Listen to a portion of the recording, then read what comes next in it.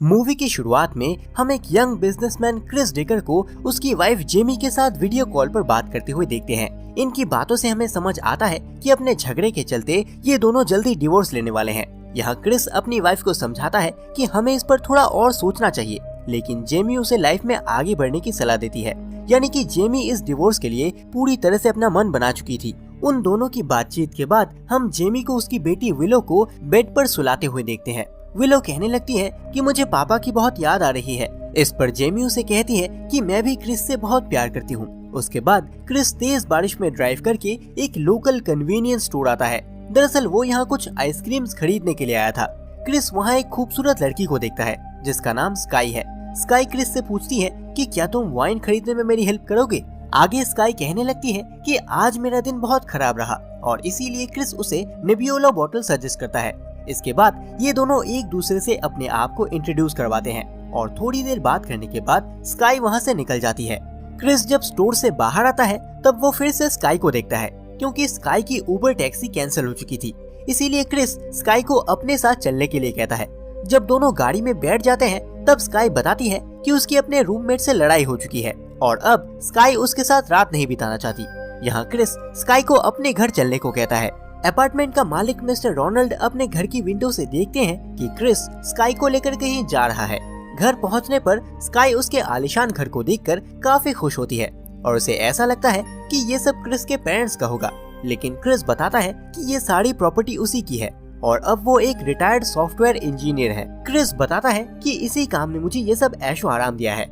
इस बात पर स्काई कुछ पास्ट की बातें करने लगती है, लेकिन बीच में ही वो अपनी बात को बदल देती है और कुछ ढूंढने लगती है। सोने से पहले ये दोनों फायरप्लेस के पास ड्रिंक करते हैं और इसके कुछ ही देर बाद हम इन दोनों को रोमांस करते हुए देखते हैं। अगली सुबह जब अलार्म की आवाज सुनकर क्रिस नींद से उठता है तब वो देखता है कि स्काई वहाँ नहीं है।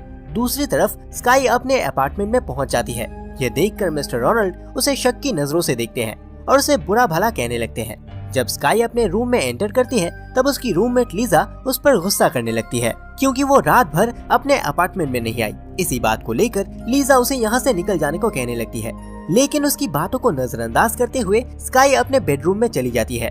वहीं दूसरी तरफ क्रिस अपनी बेटी विलो के साथ बिताए हुए कुछ पल याद करता है और उसकी याद में वो इतना खो जाता है कि क्रिस को विलो की हंसती हुई आवाज भी सुनाई देने लगती है। ऐसे ही एक रात जब क्रिस खुद को अकेला महसूस करता है तो वो ड्रिंक करने के लिए एक बार में जाता है और यहाँ उसे स्काई ड्रिंक सर्व करते हुए दिखाई देती है। स्काई खुश होते हुए क्रिस के पास आती है और वो दोनों कुछ बातें करने लगते हैं। बातचीत के दौरान क्रिस स्काई को बताता है कि मैं शादीशुदा हूँ और मैं तुमसे इसीलिए मिल रहा हूँ क्योंकि मेरी बीवी चाहती है कि हमारा डिवोर्स हो जाए। स्काई की शिफ्ट खत्म होने के बाद भी ये दोनों बातें करते रहते हैं और स्काई कन्फेस करते हुए बताती है कि उसने अपनी फैमिली के बारे में झूठ कहा था। स्काई बताती है कि वो एक अनाथ आश्रम में पली बड़ी है और अब वो खुद को बहुत कमजोर और अनस्टेबल महसूस करती है।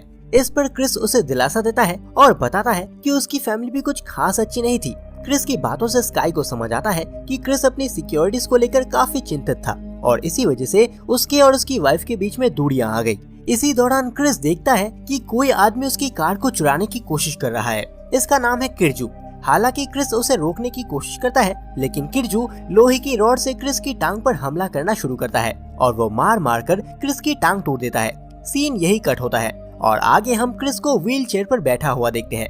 अगली सुबह ही स्काई क्रिस को उसके घर लेकर जाती है। हम देखते हैं कि क्रिस को सोफे पर बैठने में काफी परेशानी होती है, क्योंकि अभी तक क्रिस की प्राइवेट नर्स यहाँ नहीं आई थी। इसीलिए स्काई बहुत प्यार से क्रिस को कहती है कि वो उसका ध्यान रखेगी। जब क्रिस मजाक के मूड में स्काई की क्वालिफिकेशंस के बारे में पूछता है तब स्काई धीरे से कहती है कि मैं तुम्हारे साथ रहना चाहती हूँ और ये कहते हुए स्काई उसे किस करती है। इसके बाद क्रिस प्राइवेट नर्स की अपॉइंटमेंट को कैंसिल कर देता है और स्काई पर भरोसा करते हुए क्रिस अपने घर के सभी पासवर्ड्स उसे दे देता है।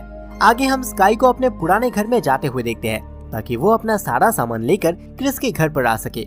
वहीं लीजा स्काई के वापस आने का इंतजार कर रही होती है और मिस्टर रोनाल्ड भी ये सब देख रहे थे। वो लीजा से कहते हैं कि स्काई के आने से पहले तुम अपनी जिंदगी में काफी खुश थी और इस बात पर लीजा मिस्टर रोनाल्ड को चुप रहने को कहती है। कुछ देर बाद ही स्काई मुस्कुराते हुए वहाँ पहुँचती है और वो मिस्टर रोनाल्ड से कहती है कि तुम मुझसे जेलस हो रहे हो।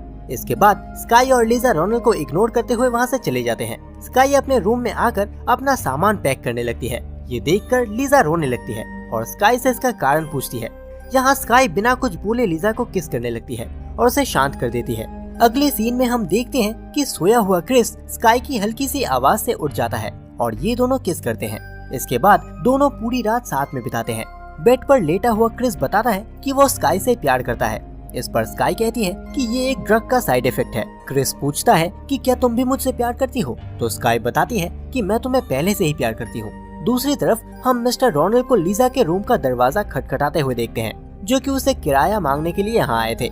जब रूम से कोई आवाज नहीं आती तब मिस्टर रोनाल्ड जोर से दरवाजा खोलते हैं और वो ये देखकर दंग रह जाते हैं कि बाथटब में लीजा की डेड बॉडी पड़ी है। उसके दोनों हाथ खून से भरे हुए थे। इसके कुछ देर बाद ही पुलिस और डिटेक्टिव लेन वहां पहुंचते हैं। डिटेक्टिव लेन मिस्टर रोनाल्ड से लीजा की डेथ के बारे में पूछताछ करता है। लेन को ऐसा लगता है कि ये एक मर्डर है। वही रोनाल्ड को लग रहा था कि लीजा ने खुद को मारा है क्योंकि उसके लवर स्काई ने उसे अकेला छोड़ दिया था। इसी दौरान वहां मीडिया के लोग भी पहुंच जाते हैं और डेथ की बात करने के बजाय रोनाल्ड उन्हें अपने अपार्टमेंट के बारे में बताने लगता है। वहीं जेमी क्रिस को वीडियो कॉल करके उससे डिवोर्स पेपर के बारे में पूछती है, तो क्रिस उसे अपनी लेग इंजरी के बारे में बताता है। वो कहता है कि अभी मैं ये काम नहीं कर सकता। आगे जेमी उसे बताती है कि विलो तुमसे मिलने आएगी और तुम्हें चीयर अप करेगी, जिसके लिए क्रिस मान जाता है। यहाँ जेमी ये बात जानकर थोड़ा हैरान होती है कि क्रिस ने अपने लिए एक प्राइवेट नर्स रखी है, जबकि जेमी अच्छे से जानती थी कि क्रिस अपनी सिक्योरिटी का काफी ख्याल रखता है। इसके बाद क्रिस स्काई को शावर लेते हुए देखता है। क्योंकि क्रिस स्काई के बारे में और भी जानना चाहता था, इसीलिए वो इस मौके का फायदा उठाकर स्काई का बैग चेक करने लगता है, जिनमें उसे लीजा और स्काई की कुछ फोटोग्राफ्स दिखाई देती है। और तभी स्काई भी उस रूम में पहुंच जाती है। जैसे कि स्काई ने क्रिस को रंगे हाथ पकड़ लिया था, इसीलिए सच बताने के अलावा उसके पास कोई दूसरा ऑप्शन नहीं था। और ये देखकर स्काई अपना टॉवल क्रिस के ऊपर फेंक देती है। इसके बाद हम इन दोनों को इंटीमेट होते हुए देखते हैं। उसी रात स्काई विलो के पुराने रूम में जाती है, जहाँ उसे गाना गाते गाते नींद आ जाती है। अगली सुबह जब क्रिस उठता है तब वो देखता है कि उसका फोन वहाँ नहीं है। वो अपने क्रचेस की मदद से दूसरे रूम में जाकर अपना टैबलेट चेक करता है। तब उसे पता चलता है कि टैबलेट काम नहीं कर रहा। इसके बाद वो देखता है कि उसका टेलीविजन चल रहा है और टीवी पर लीजा के डेथ की न्यूज चल रही है, जहाँ लिखा हुआ है कि मर्डर या सुसाइड। यहाँ क्रिस पहचान लेता है कि ये वही लड़की है जिसकी फोटो स्काई के साथ उसने देखी थी। और उसी समय स्काई ब्रेकफास्ट लेकर वहाँ आ जाती है। क्रिस न्यूज की बातें करते हुए स्काई से कहता है कि तुम्हें पुलिस से बात करनी चाहिए। इस पर स्काई कहती है कि ये मर्डर है, और ये कहते हुए वो चिकन के टेस्ट के बारे में बात करने लगती है। इस पर क्रिस हैरान होकर स्काई की तरफ देखने लगता है, तो स्काई उसे समझाती है कि लीजा बहुत जेलस रहती थी। मैं वहाँ इसीलिए रहती थी ताकि मैं जासूसी कर सकूं तुम्हारे घर की एक टेलीस्कोप के जरिए। पिछले 2 महीनों से मैं अपना होमवर्क कर रही थी ताकि मैं किसी तरह तुम्हारा विश्वास हासिल कर सकूं। ये सब सुनकर क्रिस काफी निराश हो जाता है और स्काई को चिल्लाते हुए कहने लगता है कि चली जाओ मेरे घर से, जिसे सुनकर स्काई थोड़ा मुस्कुराती है। अब क्रिस जब बाहर जाने की कोशिश करता है तब स्काई क्रिस के फोन से सारे दरवाजे बंद कर देती है और उसे घर के अंदर ही कैद कर देती है। ऐसे ही क्रिस जब अपना फोन वापस मांगता है तब स्काई उसे जमीन पर गिरा देती है और लेग इंजरी के कारण क्रिस वापस से उठ नहीं पाता। आगे हम लीजा के अपार्टमेंट का सीन देखते हैं, जहाँ मिस्टर रोनाल्ड लीजा का रूम साफ कर रहे होते हैं और उन्हें वो टेलीस्कोप मिलता है जिससे स्काई क्रिस पर नजर रखती थी। और मिस्टर रोनाल्ड जब उस टेलीस्कोप से देखते हैं तो उन्हें काफी सारे घर दिखाई देते हैं। ऐसे ही उन्हें एक नेकेड लेडी भी दिखाई देती है। उसे ठीक से देखने के लिए मिस्टर रोनाल्ड एक चेयर की मदद लेते हैं। वहीं स्काई क्रिस से उसके सिक्योरिटी कोड्स के बारे में पूछने लगती है, लेकिन क्रिस उसे कुछ भी बताने से मना कर देता है। अब स्काई क्रिस को मारकर उसे नीचे गिरा देती है। इसके बाद वो एक इलेक्ट्रिक ड्रिल से उसे टॉर्चर करना शुरू करती है। थोड़ी देर उस नेकेड लेडी को देखने के बाद मिस्टर रोनाल्ड उस टेलीस्कोप का एंगल घुमाते हैं और उन्हें एक घर में स्काई कपड़े पहनते हुए दिखाई देती है। हम समझ पाते हैं कि अब तक स्काई ने क्रिस से उसके सभी बैंक अकाउंट पासवर्ड्स निकलवा लिए थे और वो क्रिस का सारा पैसा अपने पास ट्रांसफर कर लेती है। अगली सुबह मिस्टर रोनाल्ड देखते हैं कि स्काई क्रिस को दूसरे कपड़े पहनाकर उसकी हालत ठीक कर रही है। उसकी बातों से हम समझ पाते हैं कि स्काई क्रिस के सभी स्टॉक्स और उसकी बनाई गई कंपनी भी अपने नाम करवाना चाहती है और इसीलिए आज सारे बैंकर्स और ब्रोकर्स यहाँ आने वाले हैं। लेकिन क्रिस कहता है कि मेरे पास कोई स्टॉक्स नहीं है और क्रिस वहाँ से भागने की बहुत कोशिश करता है। जब क्रिस गुस्से में स्काई का गला दबाने की कोशिश करता है तो स्काई एक सीजर से उसकी छाती पर कई वार करती है। स्काई क्रिस को डराते हुए कहती है कि अगर तुमने मेरे साथ कोऑपरेट नहीं किया तो मैं तुम्हारी फैमिली को नुकसान पहुंचाऊंगी। इसके बाद स्काई क्रिस के सभी गैजेट्स ले लेती है, सभी सिक्योरिटी इक्विपमेंट्स के वायर्स निकाल देती है और वहाँ लगी कुछ आर्ट पिक्चर्स की फोटो खींच लेती है।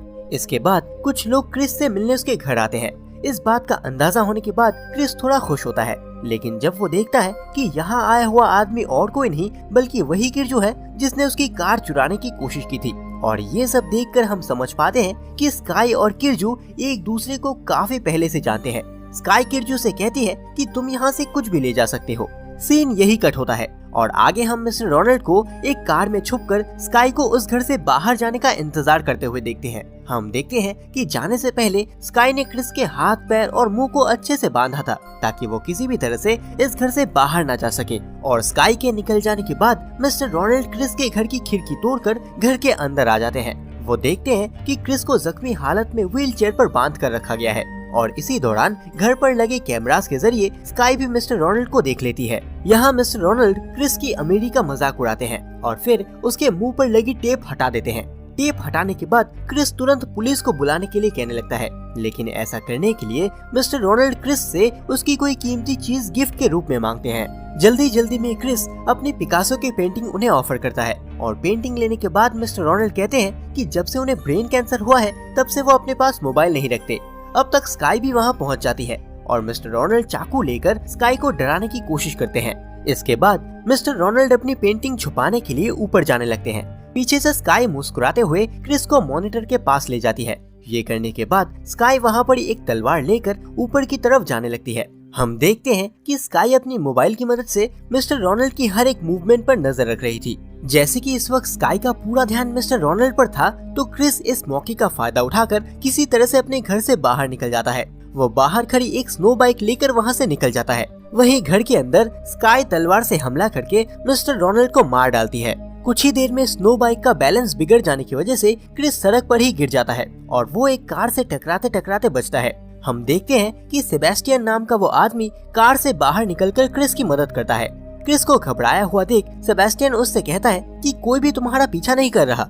इसके बाद वो क्रिस को कार में बिठाकर ड्राइव करने लगता है। इसके साथ ही वो पुलिस का नंबर डायल करके पुलिस को क्रिस की सिचुएशन बताता है और ऐसे ही वो क्रिस को भी पुलिस के साथ बात करने के लिए अपना फोन पकड़ा देता है।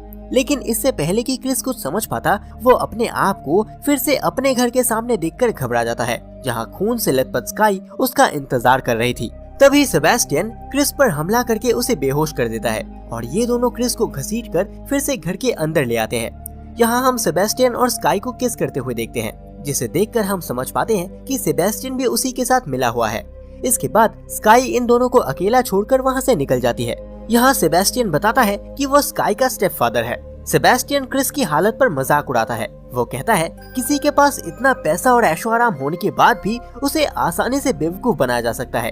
उस रात क्रिस बहुत दुखी होता है। वो सोचने लगता है कि कैसे स्काई और सेबेस्टियन ने मिलकर उसे फंसाया है। कुछ देर बाद स्काई क्रिस के पास आती है और वो कन्फेस करती है कि उसने एक ऐसी लाइफ मिस करी है जो वो क्रिस के साथ बिताना चाहती थी। इस पर क्रिस कहता है कि ये सब झूठ है। वो पूछता है कि स्काई तुम्हारा असली नाम भी है या नहीं। यहाँ जेमी उसके बैंक वॉल्ट में रखे हुए बॉन्ड्स के बारे में बात करना शुरू करती है और इनकी बातों से हमें समझ आता है कि सिर्फ क्रिस की अंगूठे की मदद से ही उस वॉल्ट से उन बॉन्ड्स को निकाला जा सकता है। इसके कुछ देर बाद ही सेबेस्टियन भी फिर से हॉल में पहुँचता है और ये दोनों मिलकर बड़ी ही बेरहमी से क्रिस का अंगूठा काट देते हैं। सीन यही कट होता है और जैसे कि जेमी ने क्रिस से प्रॉमिस किया था, वो अगली सुबह ही अपनी बेटी को लेकर उसके घर पर पहुंचती है। विलो जल्दी से अपने रूम में जाती है और यहाँ बिखरा हुआ सामान देखकर जेमी को काफी हैरानी होती है और जब वो फ्लोर पर लगे हुए खून के निशान देखती है, तब वो तुरंत विलो को वापस आने के लिए आवाज लगाती है। तभी उसे स्काई विलो को गोदी में उठाकर कमरे से बाहर आती हुई दिखाई देती है। ये देखकर जेमी विलो को नीचे उतारने को कहती है और वो स्काई से क्रिस के बारे में पूछने लगती है। इस पर स्काई कहती है कि अभी क्रिस सो रहा है, तुम बाद में आना। ये सुनकर जेमी पुलिस को बुलाने की बात करती है। तभी सेबेस्टियन वहाँ आ जाता है और स्काई और सेबेस्टियन मिलकर जेमी और विलो को भी क्रिस के साथ एक रूम में बंद कर देते हैं। अपनी बेटी को इस हालत में देखकर क्रिस इमोशनल हो जाता है। वहीं सेबेस्टियन क्रिस का अंगूठा लेकर प्लानिंग कर रहा होता है कि कैसे उसके सारे बॉन्ड्स को ट्रांसफर किया जाए। आगे हम सेबेस्टियन और स्काई को कार में कहीं जाते हुए देखते हैं। यहाँ सेबेस्टियन को स्काई थोड़ी परेशान नजर आती है, लेकिन उससे पूछने पर स्काई बात को बदलते हुए कहती है हमें अपने प्लान पर फोकस करना चाहिए। दूसरी तरफ क्रिस और उसकी फैमिली एक वेंटिलेशन विंडो के जरिए वहाँ से भागने की कोशिश करते हैं। आगे हम स्काई और सेबेस्टियन को बैंक में जाते हुए देखते हैं। वहाँ पहुंचकर वो लोग वहाँ के वॉल्ट ऑफिसर से मिलते हैं। हम समझ पाते हैं कि सेबेस्टियन जानबूझकर इस तरह से अपने हाथ पर पट्टी बांध कर आया था जिससे वो आसानी से क्रिस के अंगूठे का इस्तेमाल कर सके, और उनकी प्लानिंग के हिसाब से वो लोग ऐसा करने में कामयाब भी हो जाते हैं। अब तक जेमी भी विलो को उस वेंटिलेशन विंडो को तोड़कर वहाँ से बाहर निकाल देती है, और इसी दौरान क्रिस अपनी वाइफ को बताता है कि मेरे बैंक में रखे हुए बॉन्ड्स के कारण ही हमारे साथ ये सब कुछ हो रहा है। तो जेमी बिना डरे बताती है कि मैंने सारे बॉन्ड्स पहले ही वहाँ से निकालकर अपने पास ट्रांसफर कर लिए थे, क्योंकि उसे डर था कि कहीं डिवोर्स के बाद क्रिस उसे पैसे देने से मना न कर दे। दूसरी तरफ जब स्काई और सेबेस्टियन बॉक्स को खोलते हैं तब उन्हें अंदर रखा जेमी का एक लेटर मिलता है जिसमें डिवोर्स की बात लिखी हुई थी, और ये सब देखकर इन्हें भी समझ आता है कि जेमी ने पहले ही वो बॉन्ड्स यहाँ से निकाल लिया है। ये देखकर स्काई और सेबेस्टियन वापस से घर की तरफ निकल जाते हैं, और मोबाइल की मदद से स्काई को पता लगता है कि विलो किसी तरह से उस कमरे से बाहर निकल चुकी है। और जैसे ही विलो दरवाजा बाहर से ओपन करती है उसी समय सेबेस्टियन और स्काई वहाँ आ जाते हैं, और जब ये दोनों घर के अंदर आते हैं तब क्रिस सेबेस्टियन पर हमला करता है, लेकिन सेबेस्टियन क्रिस को काबू कर लेता है और वो क्रिस को बहुत मारता है। इसके बाद स्काई क्रिस को गन पॉइंट पर लेकर उससे जेमी के बारे में पूछने लगती है। हम समझ पाते हैं कि स्काई इस वक्त काफी गुस्से में थी और इसके साथ ही वो थोड़ी घबराई हुई भी लग रही थी। इसी दौरान सेबेस्टियन स्काई से कहने लगता है कि इसे मार डालो। वो बार बार उसे क्रिस पर गोली चलाने को कहने लगता है, और हम देखते हैं कि घबराहट और गुस्से में होने की वजह से स्काई सेबेस्टियन को ही शूट कर देती है, और इसी मौके का फायदा उठाकर क्रिस स्काई पर हमला करता है, और साइड में ही पड़ी लोहे की किसी चीज से वो स्काई का कंधा घायल कर देता है, और इससे पहले कि स्काई अपने आप को संभाल पाती क्रिस उस कमरे से भाग जाता है। इसके बाद स्काई गन लेकर क्रिस को ढूंढना शुरू करती है। वहीं क्रिस को अपना फोन मिल जाता है और वो अपने फोन से वहां घर में लगे स्पीकर्स को बजाकर स्काई को गुमराह करने की कोशिश करता है। इसके साथ ही वो घर की सभी लाइट्स भी ऑफ कर देता है और सिक्योरिटी कैमरास के जरिए स्काई पर नजर रखना शुरू करता है। वहीं जेमी और विलो भी डरकर घर में ही कहीं छुपे हुए थे। अब स्काई को जहाँ कहीं से भी आवाज आती है वो वहाँ गन से फायर करने लगती है। इसके कुछ ही देर बाद क्रिस स्काई पर हमला करके उससे गन छीनने की कोशिश करता है, लेकिन स्काई फिर से उसे घायल कर देती है। इसके बाद जेमी स्काई पर हमला करके उसे रोकने की कोशिश करती है, लेकिन स्काई उसे भी घायल करके फ्लोर पर गिरा देती है। हालांकि इसी दौरान क्रिस स्काई की एक टांग जख्मी कर देता है, लेकिन जल्द ही वो संभल कर फिर से खड़ी हो जाती है। हम देखते हैं कि स्काई इन दोनों को जान से मारने ही वाली थी कि तभी कोई और उसे शूट कर देता है, और गन चलाने वाली और कोई नहीं बल्कि क्रिस और जेमी की बेटी विलो थी। इसके बाद जेमी भागकर अपनी बेटी के पास जाती है और उसे गले से लगा लेती है। वहीं क्रिस को स्काई के आखिरी कुछ शब्द सुनाई देते हैं और उसे पता लगता है कि इस लड़की का असली नाम मार्गरेट है, और इसी सीन के साथ ये मूवी खत्म होती है।